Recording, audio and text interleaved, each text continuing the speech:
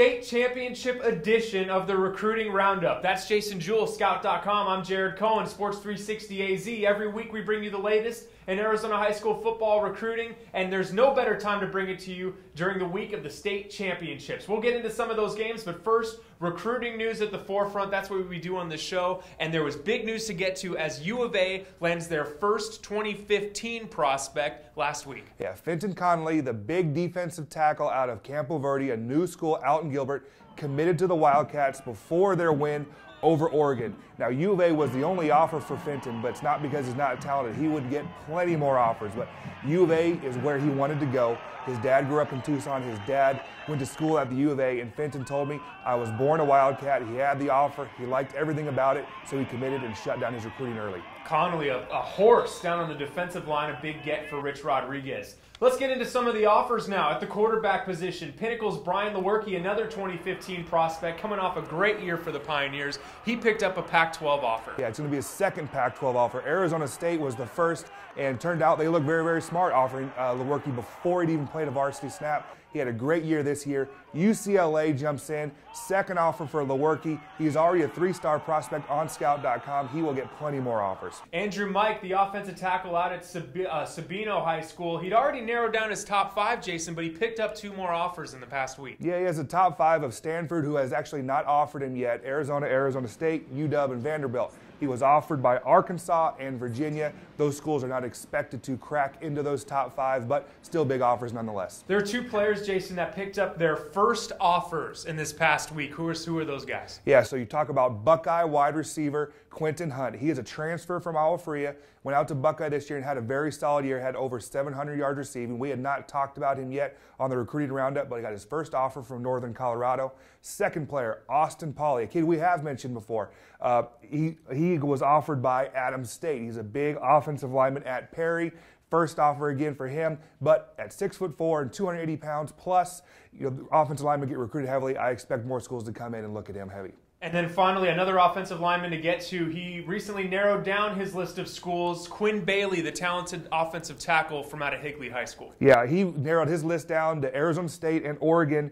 U of A and UW were two other schools that were eliminated. So now we're talking ASU and Oregon for Quinn Bailey. The Recruiting Roundup Player of the Week goes to a guy that we've already given the accolade to in the playoffs. But when you throw for 9 touchdowns in a game and over 500 yards, you're going to get some people's attention, and that's exactly what Luke Rebenzer did against a great Desert Edge team. Yeah, Saguaro beat Desert Edge 77-48. The offense, the Sabercat offense, could not be stopped. Rebenzer was just great, threw for over 500 yards and was super, super accurate. 25 of 29, that's unheard of.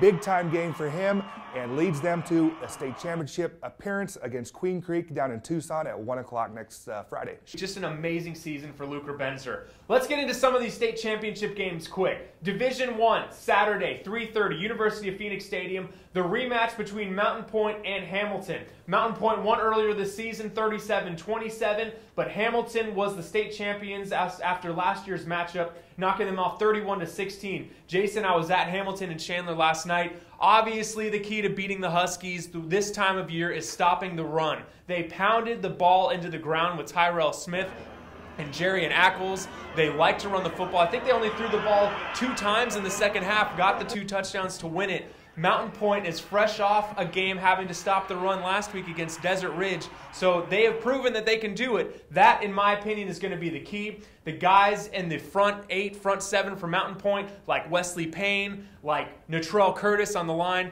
those are the type of guys that are really going to need to step up to stop Hamilton's run and to make them throw the football. Yeah, I was at that Desert Ridge Mountain Point game, and the Mountain Point defense was the key to their victory on Monday night. And now let's go to Division II. If you want to see Division I athletes at the Division I level for college, you might want to check out this Division II game too, because Chaparral and South Point are littered with Division I players. Players going to be running all over the field. Plenty of kids that you'll be seeing them play on TV on Saturdays. This is the second game of the doubleheader down in Tucson, games at 6 o'clock. But when you look at South Point, they have Kalen DeBosk committed to Arizona. Cameron Denson committed to Arizona.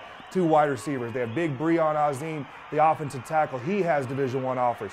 Not to mention they have a couple juniors led by Taylor Powell, their linebacker. That will be a Division I player. Then you go over and look at Chaparral. Trevor Wood committed to Arizona. So the Wildcat fans are going to have plenty of their future players to go down there and cheer on in that game. Izzy Simpson has an offer from NAU. Tyler Wiley committed to Arizona State. Joe Nauert has several Division I offers.